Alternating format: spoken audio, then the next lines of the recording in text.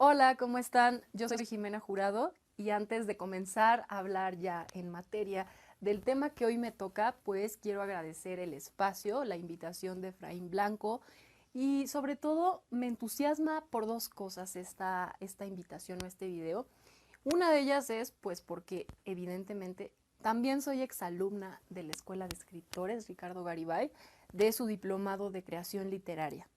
Y para mí ha sido un parteaguas esta escuela y fue el momento en el que decidí, bueno, ya lo había dicho en un video anterior, que fue como un salir del closet de la escritura.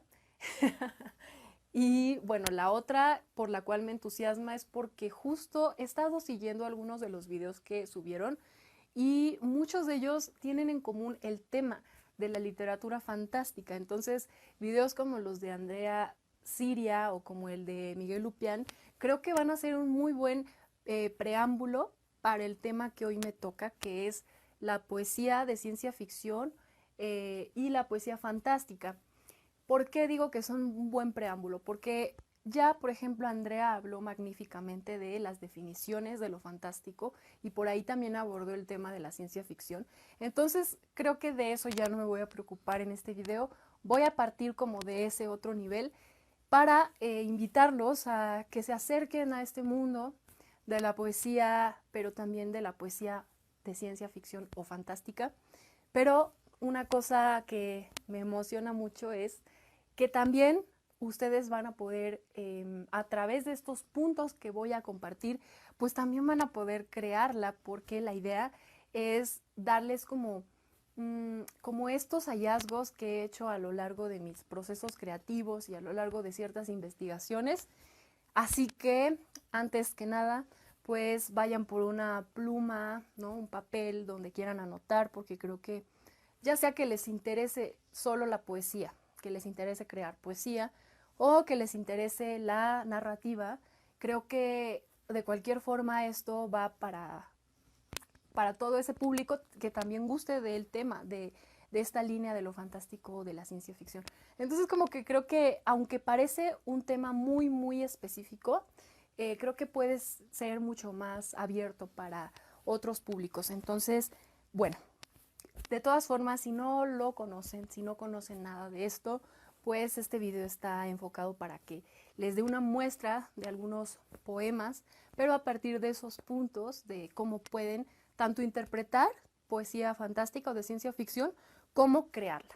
Así que, ok, tomaré aire y tomaré agua para comenzar y mientras ustedes van por algo, eh, aquí comenzamos. Bueno, para empezar, como ya les había dicho, estos puntos que van a ser cuatro, van a ser como cuatro herramientas con las que vamos a poder interpretar y escribir también, si lo queremos, poesía de ciencia ficción o poesía fantástica, pues los he ido encontrando a lo largo como de mis lecturas, pero también pues los he aplicado de alguna u otra manera a mis poemas. Lo hice en este libro que es Con fin de nadie, publicado por el FEDEM, que bueno, se los muestro, es una propuesta tal como se las planteo, ¿no? Es ciencia ficción, yo lo catalogo de esa manera y actualmente estoy escribiendo por ahí otro trabajo, otra serie de poemas, pero también enfocados a la ciencia ficción y como están divididos en secciones, pues también habrá fantasía. Todavía no quiero hablar mucho al respecto, pero vaya, es como algo que a mí me ha funcionado, que yo he aplicado, son puntos que he aplicado y que también creo que funcionan en esas otras propuestas, son un común denominador en esos otros libros que he encontrado que pues les voy a compartir, algunos de ellos los voy a compartir acá. Pero ¿qué sucede? Que desafortunadamente estas propuestas, al menos en Hispanoamérica, todavía son un poco difíciles de encontrar y las tenemos pero a cuentagotas. Entonces, hay conocimiento, o por lo menos he investigado, que hay algunas otras, pero no están al alcance. Son o libros que ya no se publican, descatalogados, o son difíciles de conseguir porque hay que importarlos, ya sea de España, no sé, y solo los tienen impresos y todas esas cosas. Entonces sí, es un poquito frustrante en ese sentido porque no les voy a poder traer el súper catálogo, pero los poquitos libros que al menos en este video les voy a compartir, me parece que sí están al alcance. Así que también si les interesa, pues van a poder ir por ellos, conseguirlos en cuanto se pueda. Y bueno, el primer punto va a ser la poesía fantástica y de ciencia ficción no podría existir si no contara con un soporte narrativo. Ese es el primer hallazgo o el primer punto. ¿A qué me refiero con esto?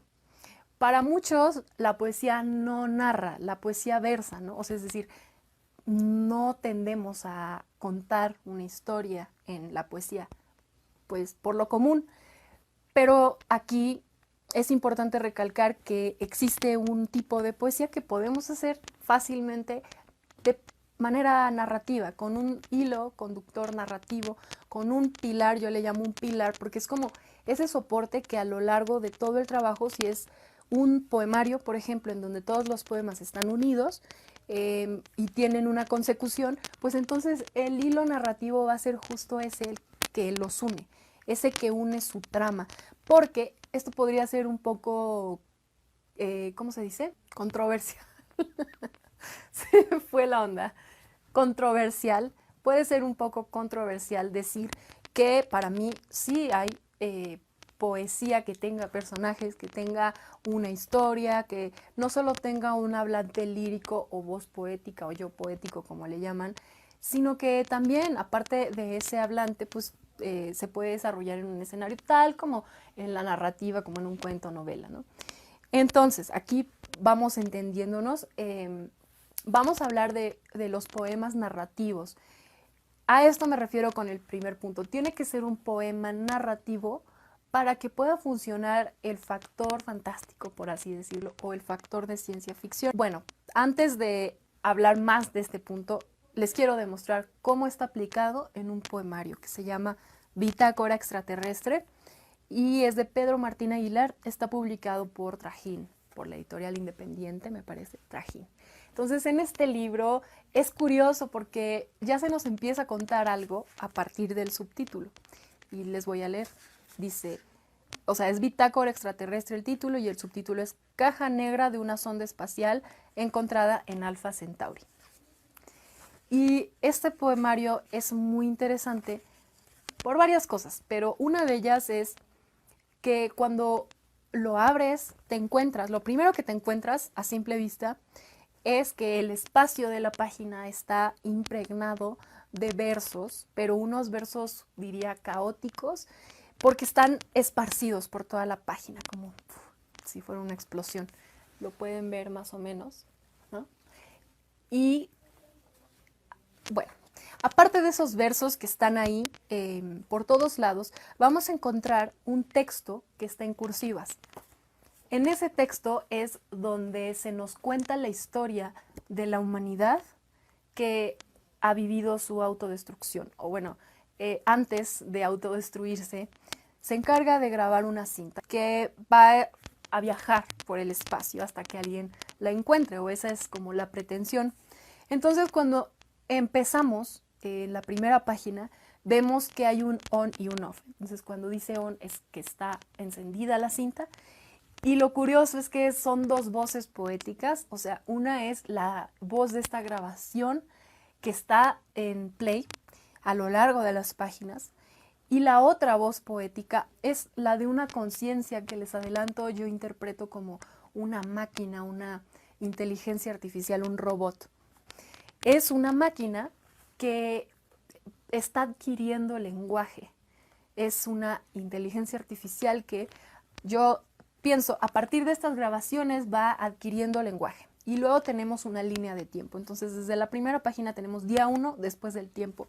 Y se va así como día 100 después del tiempo, un siglo después del tiempo, 5 siglos después del tiempo. Y así, ¿no? Entonces, evidentemente, aunque sea después del tiempo, bueno, ahí encontramos algo curioso que es como una contradicción que es después del tiempo, pero al final sigue contando ese tiempo. Y esa IA pareciera que está obsesionada con ese trocito de grabación y también va cambiando su voz, que es la escritura en verso que vemos esparcida por la página a lo largo de todo el tiempo. ¿Qué pasa con la grabación? La grabación está dosificada a lo largo de todas esas páginas. Por lo tanto, tenemos esas dos líneas. Yo la primera vez que leí este libro, les confieso que no pude.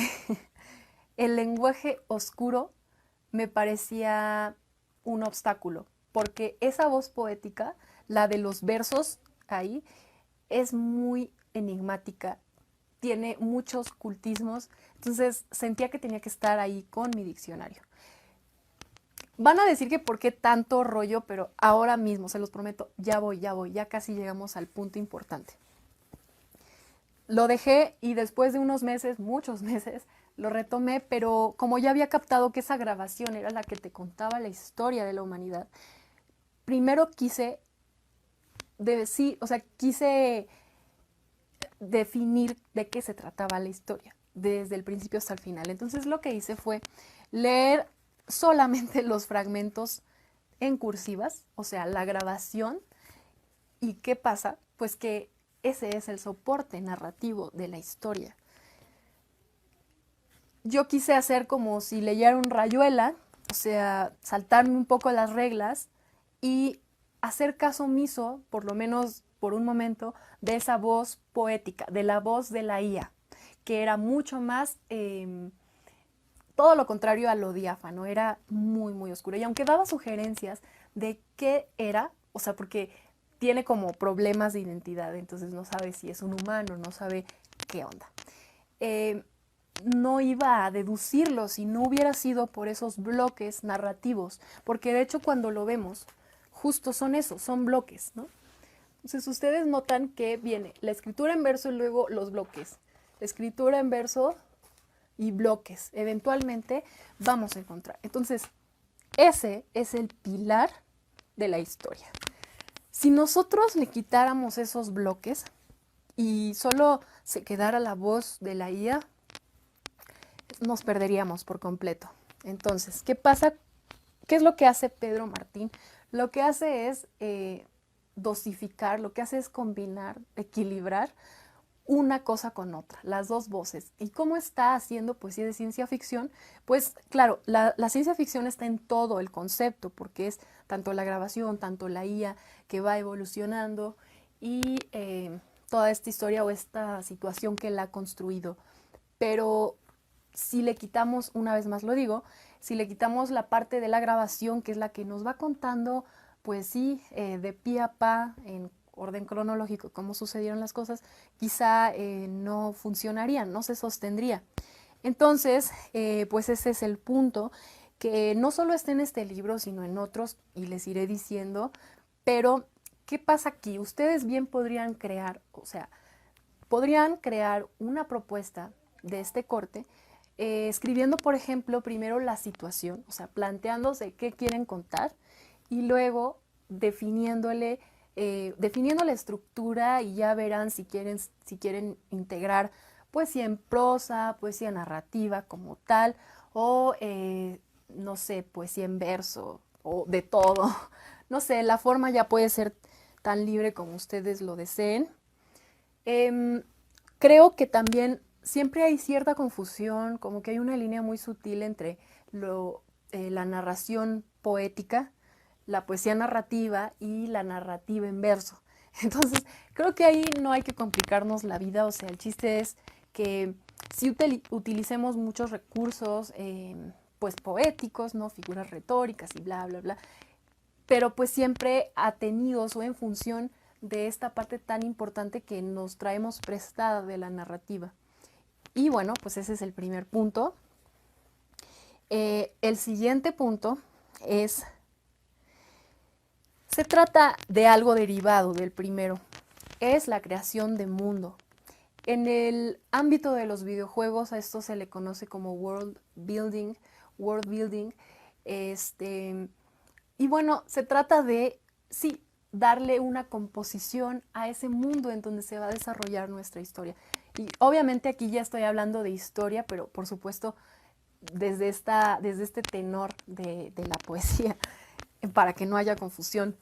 Entonces, en los videojuegos es muy común, sobre todo en los videojuegos de rol, en donde el personaje que está jugando, bueno, sí, el protagonista o quien estás dirigiendo, pues va a tener que enfrentarse a una serie de decisiones. Es como un árbol de decisiones. De acuerdo al camino que tome, pues irá cambiando el juego. Por lo tanto, si tú lo juegas, va a ser diferente a que si yo lo juego. O sea, va a ser una experiencia diferente. Para eso tuvo que haberse construido un mundo en donde hay una tensión entre el protagonista y antagonistas, donde hay obstáculos, un escenario, un tiempo y una situación como tal, algo que sea interesante. Entonces, pues ya que pensaron ustedes en qué es lo que quieren contar a través de la poesía, que ese es otro tema, pero no sé si tocarlo ahora, de cuando no sabes en dónde quieres volcar tu idea, en qué género, si en la narrativa, si en la poesía, si en los dos. Como otro breve paréntesis, en mi caso, yo elijo la poesía porque creo que mi proceso creativo es muy fragmentario. Y aunque esté escribiendo un ensayo, aunque esté escribiendo la lista de súper, bueno, las listas de por sí son en verso, yo tiendo a escribir en verso, tiendo a volcar la idea, pero la idea incompleta y luego un enter y como que el otro fragmento de la idea, pero ya como muy avanzado. Entonces ya después me dedico a llenar esos huecos. Para mí es muy difícil seguir una lógica de una historia narrativa. Digo, o sea, un cuento, una novela, mucho menos imagino poder crear, ¿no? Pero entonces es una cuestión, en mi caso, de comodidad. El chiste es que ustedes también se pregunten, ¿por qué, por qué querrían crear una historia de ciencia ficción, una historia fantástica en un poema, ¿no? Sería interesante la reflexión. Ahora, este segundo punto, pues ya lo dije, la creación de mundo, pues evidentemente creo que se explica solo, ¿no? O sea, no hay tanto que abordar en ese punto, pero sí les quiero leer, ¿no? En la opción pasada no les leí porque no. Mejor, si ustedes quieren saber más de ese poemario, estén pendientes en mi canal de YouTube. Lo estaré compartiendo en algún momento, fragmentos por supuesto, y es The PoemTube. Y bueno, nada más me buscan en YouTube como The PoemTube y ahí se van a encontrar con esto y con más cosas relacionadas. Bueno, Francisco Segovia, y lo siento por si ya me han oído hablar algunos de él, es inevitable. Siempre, una y otra vez voy a tener que volver a Francisco Segovia. Bueno, poeta mexicano que en este libro que es Aire Común, que es una cosota enorme, tiene un poemario que se llama Partidas. Y en ese trabajo hay una parte, una sola sección que es una maravilla, o sea, toda la poesía de Francisco Segovia es una maravilla, pero esta se llama Tierra Roja y evidentemente alude a Marte. Entonces vamos a encontrar un grupo de trabajadores, digamos, trabajadores de la Tierra que van a explorar Marte y se encuentran con pues, muchos hallazgos, muchas sorpresas. Bueno, ¿qué es lo que hace Francisco Segovia desde el principio? Empieza a delinear el mundo que te quiere mostrar. Y es una y otra sorpresa para el humano, ¿no? Para los humanos, por lo menos para la voz poética que nos lleva por estas páginas.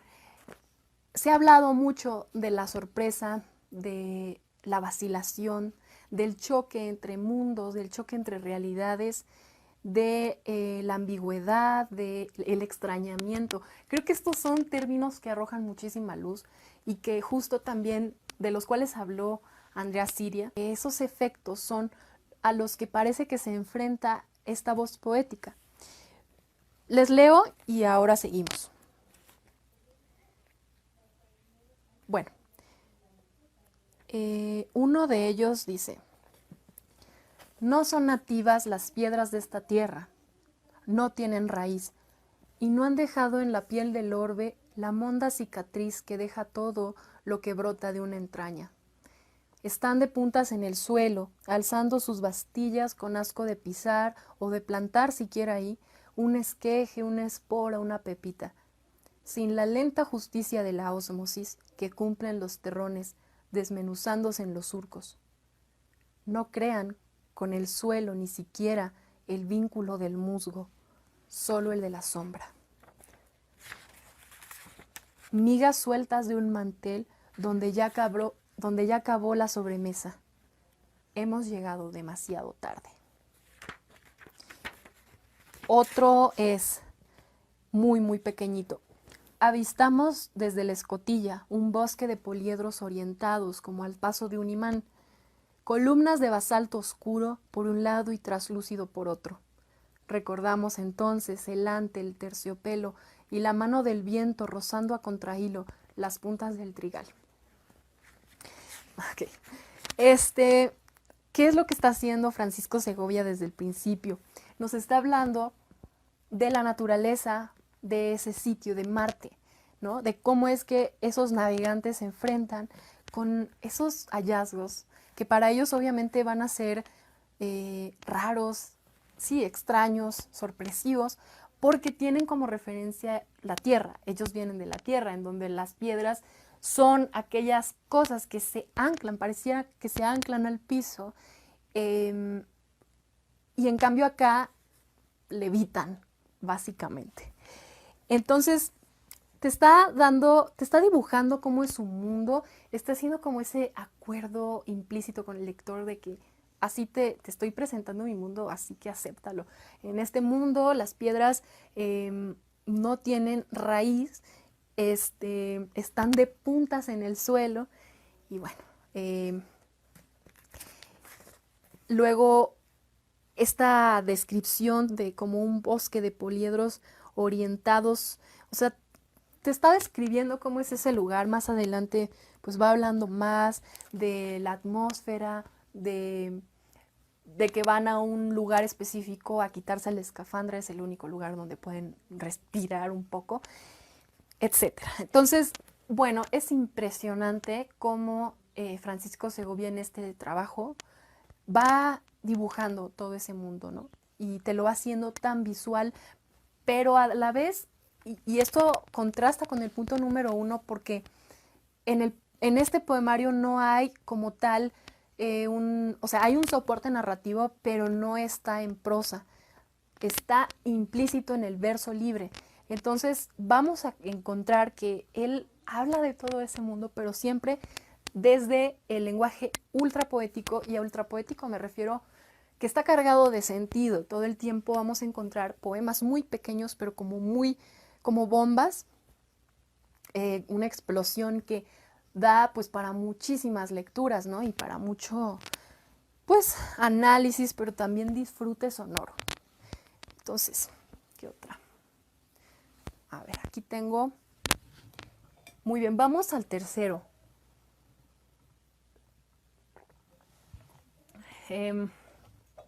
Bueno, aquí nada más como una referencia, porque no creo que dé tiempo. También hace esto mismo la escritora española Ana Tapia.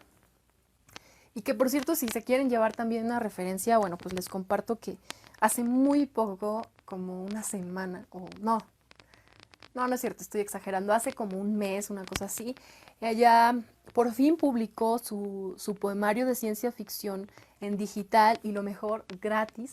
Está disponible en Lectu. Se llama Las ovejas radiactivas de Colima. Ya también en algún momento lo he mencionado, pero la cosa es que yo no lo había leído hasta apenas, porque solo conocía poemas sueltos.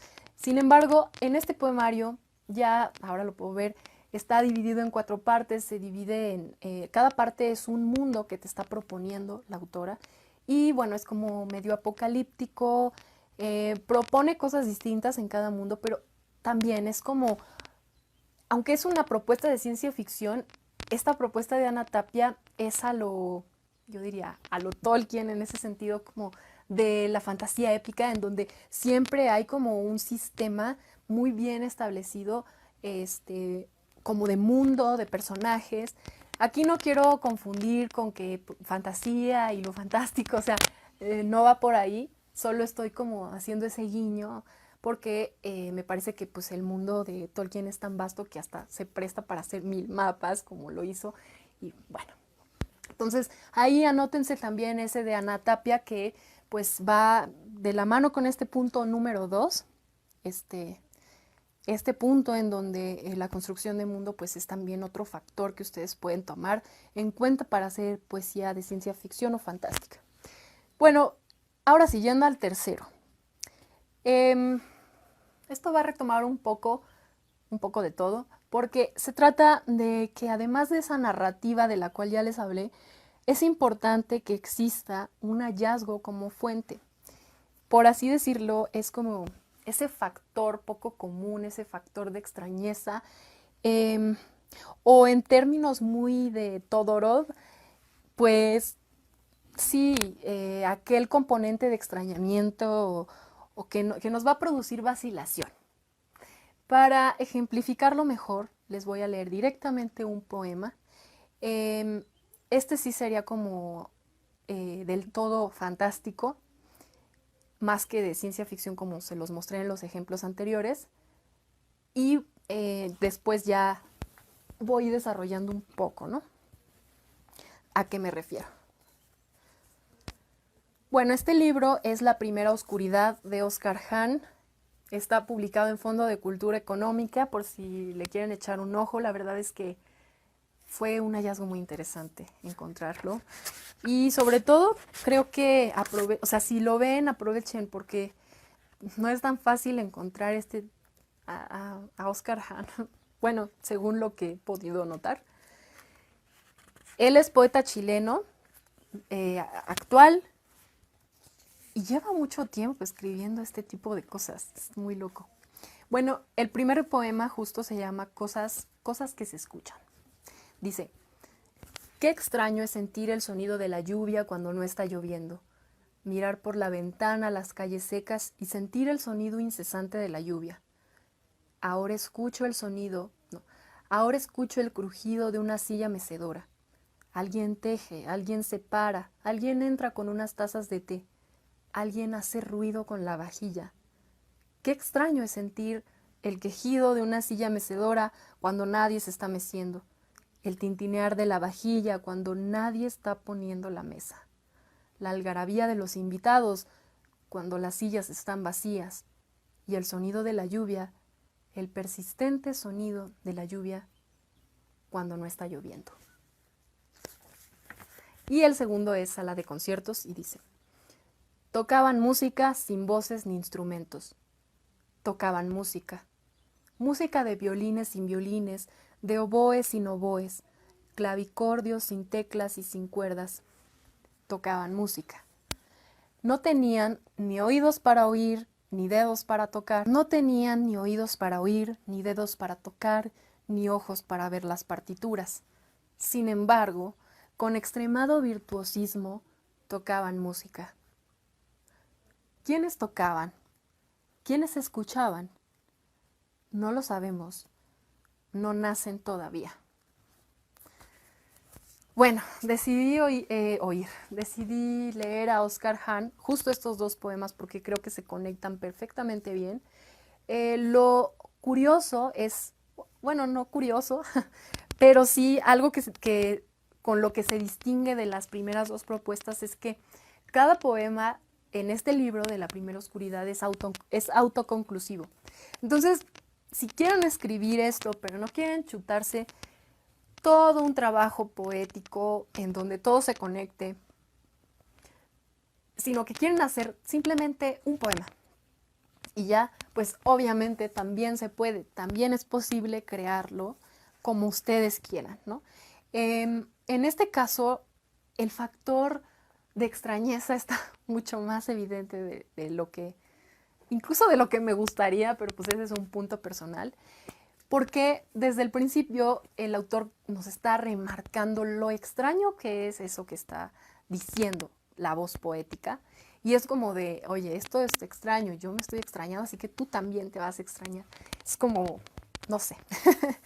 Luego, independientemente de si lo dice o no, de si está explícito o no, ambos poemas se refieren a sonidos que están siendo emanados, que están emanando de alguna parte, pero de una parte no visible. No hay aparentemente un humano que esté haciendo esos ruidos, o no hay una justificación de por qué está sonando esa lluvia, etcétera, etcétera, etcétera. Por lo menos, bueno, centrándome en el primero, la respuesta facilona y pues rápida podría decir que son fantasmas. Y ya. Pero no, o sea, no, no podemos llegar a esa aseveración porque no hay nada que nos lo sugiera en realidad. Tampoco que es un sueño, ¿no? El mundo que está proponiendo, pues, un micromundo si ustedes quieren, un mundo individual o efímero, es el de un espacio en donde están ocurriendo esas cosas extrañas y por lo tanto esa voz también está extrañándose. Por lo tanto aquí hablamos de un choque, o sea, se cumplen estos puntos que hablé de esta tercera idea de que hay un elemento de confusión, ambigüedad, vacilación. No sé ustedes, pero yo no les puedo decir, aseverar cuál es la teoría de, ¿sabes qué? Esas cosas extrañas son esto. No puedo porque justo esa vacilación no me permite decidirme por una opción. Entonces, otra cosa pues, que podemos destacar es que en el segundo poema ya de por sí era confuso esto de como esta contradicción de que está sonando algo pero no sabes de dónde está sonando, es como una cosa rara, como una yuxtaposición, como un poco en el sentido de Bradbury, en Crónicas Marcianas, cuando se cruza un humano con un marciano, pero son como mundos yuxtapuestos en donde por pura, no sé si casualidad o maravilla o lo que sea, se encuentran, pueden interactuar, pero también se dan cuenta de que algo no los hace estar en ese mismo lugar en el que aparentan estar. No sé, igual yo estoy siendo un poco abstracta, pero bueno, si ya leyeron ese cuento, pues seguro me entenderán a qué me refiero. Como si ya de por sí no fuera confuso eso, pues viene a rematar con estos dos versos de no lo sabemos, o sea, que responden a las preguntas de quiénes eran aquellos entes que tocaban, no lo sabemos, no nacen todavía, bueno, o sea, ya es como, ok, ¿qué más quieres? ¿Qué quieres de mí? Creo que ahí obviamente como impulsa o le da mucha fuerza al cierre, a la idea, porque pues te explota la cabeza, ¿no? De hecho, yo creo que Oscar Hahn, a diferencia total de Francisco Segovia, pues es súper literal, es muy narrativo, tanto que haría cuestionarse al lector por qué no lo escribió en una minificción y por qué lo escribió en un poema, ¿no? Porque si yo le quito los versos a este poema, si yo lo pongo en un bloque, realmente es lo mismo, ¿no? Pero yo me atrevo a decir que la poesía, más allá de la forma en que esté escrito en verso, la poesía no está en el verso, por supuesto, la poesía está en la idea, ¿no? Y en la idea fantástica, porque pues es eso. Entonces, por si fuera, por si no, bueno, ya me estoy haciendo bolas. A lo que voy es que si, o sea, no solo es suficiente contar algo, en efecto, sino contar algo a través de ese tipo de hallazgos, ¿no? O sea, porque pues si no, no estaríamos hablando de lo fantástico o de ciencia ficción. Entonces, bueno, espero que me haya explicado con ese punto. Otro ejemplo, les voy a dar otro ejemplo, por último, para pasar al último punto. Y bueno, se trata de el poema de Raquel Lanceros. Ay, no lo preparé. Un momento. Bueno, mientras voy a tomar agua.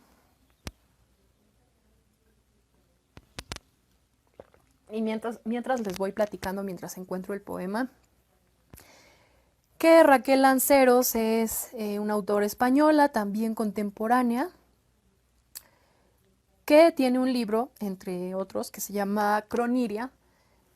Fue ganador de este premio de poesía Hiperión y fue hecho audiolibro, entonces ahora lo pueden encontrar en Storytel, que es una plataforma pues de lectura a través de audiolibros, de lectura digital. Entonces a mí me llamó mucho la atención porque no es que todo el poemario sea de ciencia ficción, sino que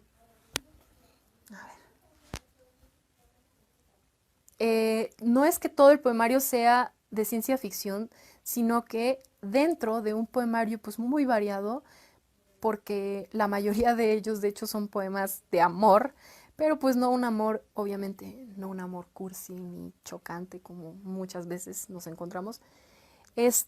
Pues tiene un poema muy interesante que se llama 2059.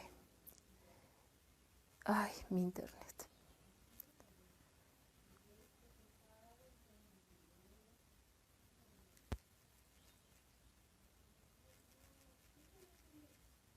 Bueno, 2059 y que inmediatamente después de haberlo escuchado dije, ¿qué acabo de escuchar?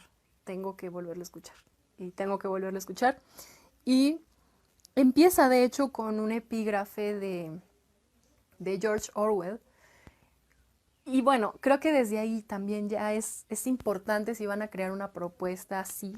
Es importante también dejar como esos índices, esas pistas, esos como guías, porque eso también lo hace Francisco Segovia, por ejemplo, de, de citar de alguna manera como esas referencias, ¿no? Para que más o menos entremos en el mismo canal y que el lector se predisponga a ver qué es lo que tiene enfrente. En este caso, bueno, aquí no tengo el epígrafe, no viene el epígrafe de George Orwell, se los debo, pero bueno, les voy a leer rapidísimo el poema, porque este también cumple con esa parte número 3 de la que les hablaba.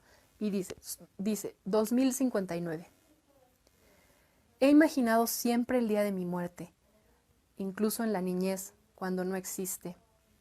Soñaba un fin heroico de planetas en línea, cambiar por Rick mi puesto, quedarme en Casablanca, sumergirme en un lago junto a mi amante enfermo, caer como miliciana en una guerra cuyo idioma no hablo. Siempre quise una muerte a la altura de la vida. 2059. Las flores nacen con la mitad de pétalos. Ejércitos de zombis ocupan las aceras.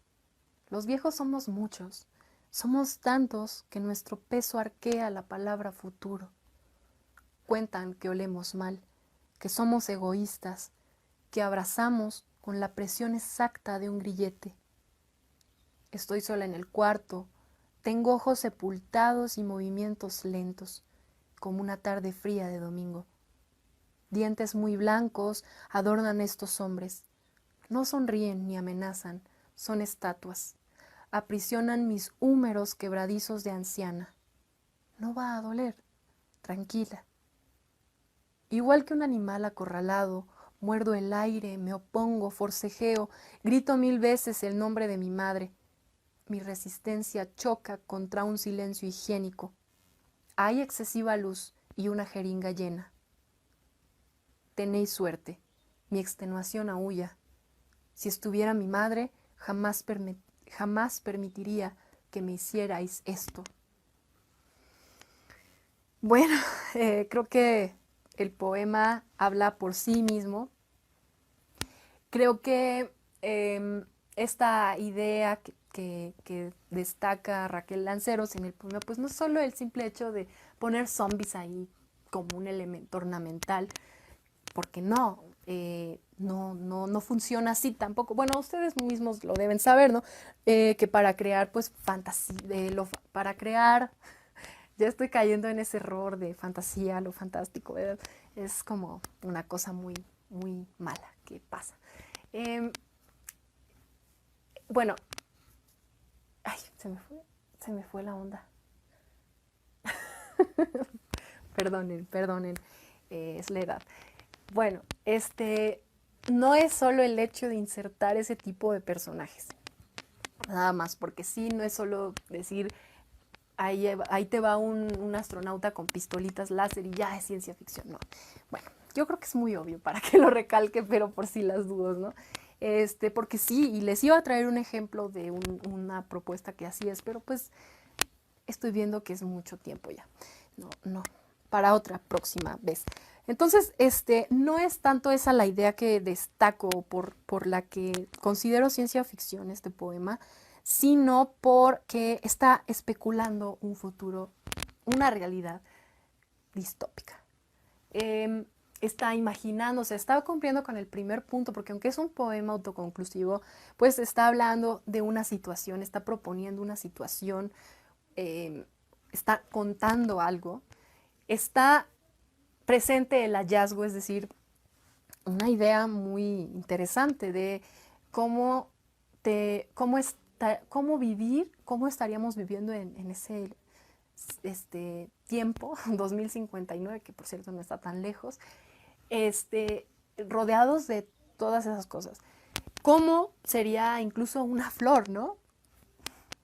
Entonces es muy interesante porque cumple con estas tres, bueno, sí, con estas tres cosas, digo, aunque el segundo punto de la creación de mundo sea como, les digo, muy pequeño, pues creo que sí cumple con esto, entonces pues también fácilmente ustedes lo pueden hacer. Y bueno, el último punto es, creo que, no sé si de los más importantes, pero sí es uno esencial, y es que debemos hacer una lectura literal. ¿Y qué pasa cuando escribimos una propuesta así? Obviamente tenemos que pensar en un lector que va a interpretar nuestra obra y que la interpretación deberá ser literal y tendremos que dejarle como, pues eso muy en claro desde el principio. Ay, se me fue el aire. ¿Por qué?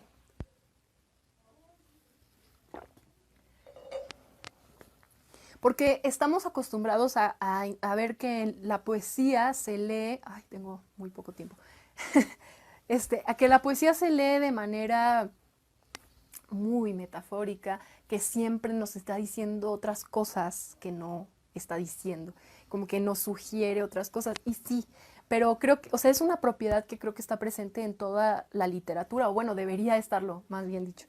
Es como algo muy hermoso que ofrece la literatura, que es como esa polisemia, esos distintos niveles de lectura, no sé, creo que esa multivocidad, por así decirlo, pues es un elemento que tenemos que tomar en cuenta, pero para la poesía de ciencia ficción, como estamos atados a un soporte narrativo, entonces tendría que ser literal. Entonces, en este caso de Raquel Lanceros, eh, esos zombies o esa flor con la mitad de pétalos, pues no quiere decir que sea como la locura y la devastación. No, bueno, quizás sí en algún otro nivel, pero en primer nivel, a priori, digamos, es lo que es. O sea, está hablando de zombies, está hablando de una flor con la mitad de pétalos, tal como si yo en un poema hablo de un cosmonauta en el espacio, pues no estoy hablando de los estados internos de la conciencia y el espacio como un sitio de indeterminación místico, mágico. O sea, ¿no? Entonces estoy hablando de un cosmonauta y estoy hablando de un espacio y pues eso. Entonces, la lectura literal y no metafórica es la que debería hacerse en primera instancia a la hora de abordar este tipo de propuestas. Obviamente esto no quita, como ya lo vimos con Francisco Segovia, que se pueda abordar pues ese tema, esa situación o como quieran llamarle, de una manera muy poética, ¿no? Y como lo dije, muy cargada de sentido, o bien de manera mucho más directa como Oscar Hahn. Y bueno, para esta opción no me acuerdo si tenía algo que leerles. Creo que no. Bueno, como vieron, realmente son muy poquitas las propuestas que les dije, pero voy a aprovechar ya nada más para cerrar un fragmentito de Bitácora Extraterrestre para que también vean cómo es la lectura literal. en una de las partes dice, en esas letras cursivas, no quedan seres humanos en el universo. El gran empresario y sus siervos evolucionarán a ejemplares óptimos e incognoscibles. Nosotros estaremos extintos a menos que ustedes, habitantes de las estrellas, acojan nuestra cultura virtuosa, ese tesoro que solo la humanidad podría. Y se quedó en suspenso, como si le hubieran puesto pausa a la grabación. Después de eso sigue la escritura en verso de tu nostalgia impúdica se arrodilla, mi rostro cuneiforme, nadie, hélices del anhelo, flores magnéticas aguardan.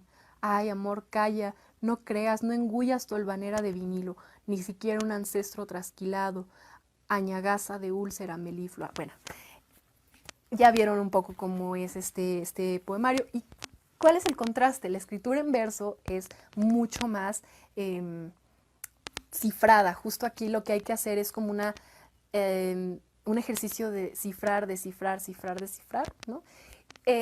Y los fragmentos en narrativa pues son súper claros, súper diáfanos. Entonces, creo que con esto es buena idea cerrar. Les digo que me encantaría haberles traído más propuestas, pero bueno, son como las que tengo ahora mismo. Y ya en alguna otra ocasión podremos platicar más. Espero que les hayan gustado, que les hayan servido, sobre todo si quieren pues adentrarse en este mundo, estas propuestas. Y si quieren saber más al respecto, en mi proyecto de YouTube, les vuelvo a reiterar, hablo de esto y también leo fragmentos pues de todo, pero muchos de ellos son de este tipo. Es de PoemTube en YouTube, y también otro de mis trabajos es Con fin de nadie, justo una historia de ciencia ficción en poesía.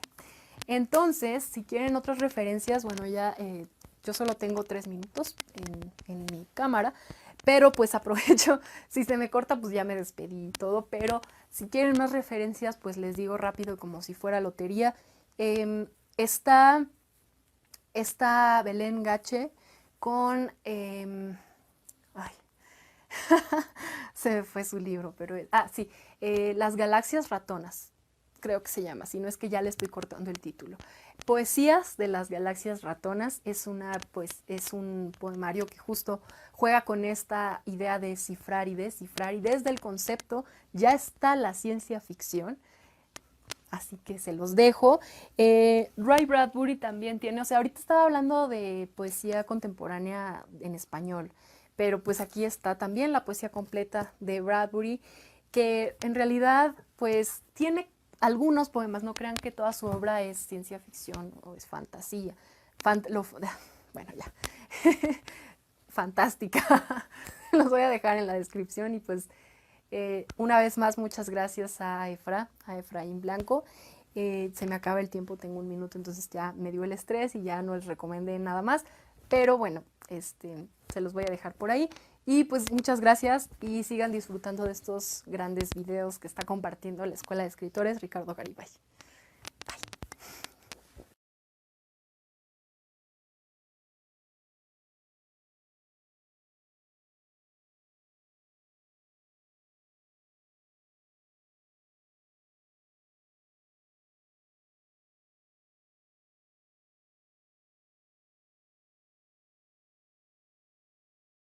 Morelos, anfitrión del mundo.